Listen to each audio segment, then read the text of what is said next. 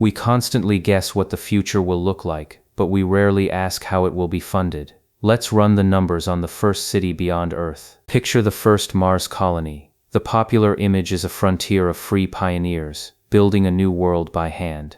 The economics tell a very different story, and it looks a lot more like a company town. Now here is the core problem. Everything is scarce. Air, water, calories, pressure, heat. On Earth these are nearly free. On Mars every one of them must be made, paid for, and rationed. Scarcity sets the price. From an economic perspective, scarcity this extreme changes everything about power. On Earth you can walk away from a bad job. On Mars, walking away from your air supply is not an option.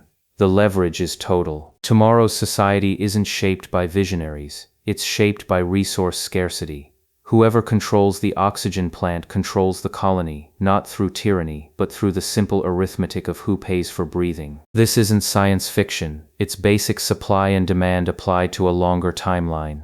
The cost of shipping 1 kilogram to Mars is astronomical. And that single number quietly decides who owns the future. Consider the transport bill. Every bolt, every seed, every person arrives at enormous cost. Whoever pays that bill is not a government handing out land grants. It is whoever could afford the rockets, and they will want a return. Naturally, on the American frontier, land was nearly free, and survival was possible alone.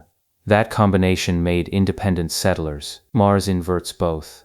Land is worthless without infrastructure, and survival alone is impossible. So the settler arrives owing for passage, owing for air, owing for the habitat. That debt is the whole game. It is the same structure as the historical company town, where the worker owed the company for everything. In the old company towns, workers were paid in scrip, usable only at the company store. They could never quite get ahead, never quite leave. The debt was the chain. On Mars, the air itself becomes the scrip. It comes down to scarcity. When the thing you need to live can only be bought from one source, the price of that thing is whatever keeps you working. Economics does not need cruelty to produce control. It only needs a monopoly on breathing. Now consider labor. Early colonists will be highly skilled and desperately needed, which sounds like leverage for them. But the colony needs every one of them to survive, so it cannot let any of them leave. Indispensability becomes a cage. This is the paradox the brochures never mention. The more essential you are to a fragile system, the less free you are within it. On Earth, a vital worker can negotiate. On Mars, a vital worker cannot be allowed to walk into the airlock. Now economics dictates evolution. The colony that survives will be the one organized for maximum efficiency under scarcity, not the one organized for maximum freedom. Natural selection here favors control, not liberty. Think about food. On Earth you can grow your own and step outside the system. On Mars, growing food requires the colony's energy, water, and pressurized space all owned. There is no stepping outside. There is no outside. This is why the first colony will not be a democracy in any familiar sense. Democracies assume citizens can survive disagreement. In a sealed habitat, a serious enough disagreement can vent the air. Survival outranks the vote. If you want to know if a futuristic concept will exist, don't look at the physics, look at the profit margin. Mars colonization will happen when, and only when, someone sees a return, and that return shapes the entire society built to capture it. What return could justify the cost? Perhaps rare materials, perhaps a hedge for the wealthy, perhaps prestige. Whatever it is, the funder builds the colony to serve that return, and the colonists serve the colony. The incentive flows downhill. Consider governance. On Earth, many competing powers check each other. On Mars, the funder owns the habitat, the air, the supply line, and the only ride home. That is not a balance of power. That is a single point of control. Scarcity sets the price, and the price of descent in a closed system is your life support. This is not a villain twirling a mustache. It is the cold logic of a place where the company literally makes the air you breathe. Here's the thing, history rhymes here. The trading company colonies of past centuries were run for profit, governed by the firm, with settlers bound by debt and distance. Mars simply removes the last escape because the distance is now a vacuum. Now the optimists say technology will lower costs until Mars is cheap and free. Maybe, eventually. But the first colony, the one that sets the rules, is built while costs are highest when control is most total. First movers write the Constitution, and whoever writes the first rules under maximum scarcity sets a precedent that outlasts the scarcity. Institutions are sticky. The company town does not dissolve the moment the town could afford freedom. Power rarely volunteers to end. Let's talk about the colonists themselves. They will be brave, brilliant, and willing. They will also sign contracts written by the funder, contracts that trade years of bound labor for the privilege of passage. The brochure calls it opportunity. So, this is the quiet economics of every frontier sold as freedom. The railroad town, the mining camp, the plantation colony, each promised independence and delivered dependence because whoever controlled the scarce thing controlled the people. Tomorrow's society isn't shaped by visionaries, it's shaped by resource scarcity. The visionary paints the dome and the garden. The economist asks who owns the pump, and the answer to that question is the answer to everything else. So is it hopeless? Not entirely. Understanding the mechanism is how you change it.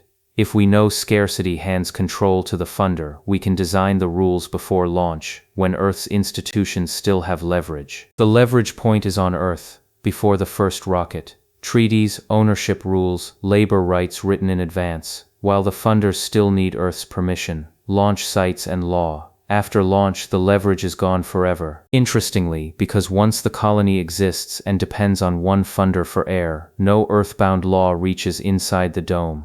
Enforcement requires presence, and the only presence on Mars is the company. Jurisdiction ends at the vacuum. Now consider the alternative we could choose. A colony funded by many competing powers, with no single owner of the air, with rights baked into the founding charter. Scarcity would still bite, but no one hand would hold the valve. That is a choice, not a destiny. The economics push toward the company town, but economics is incentives, and incentives can be designed. We are not passengers here. We are for now the ones writing the contract. Here's the thing about scarcity though. It is real and it will not be wished away. The honest path is not to pretend Mars will be free, but to bargain hard, now, for how unfree it is allowed to become. Think about who goes first, because they set the template.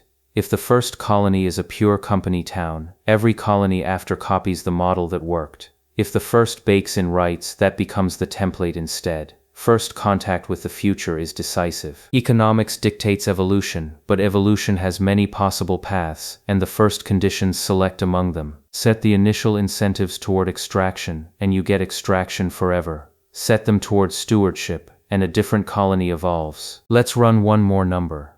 The cost to make a colonist truly independent, their own air, power, and food, is enormous, far beyond any individual.